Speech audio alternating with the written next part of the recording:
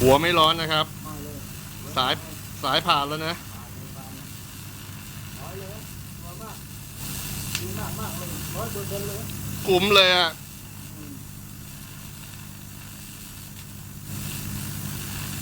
แบบนี้เราเชื่อมได้ทั้งวันนะ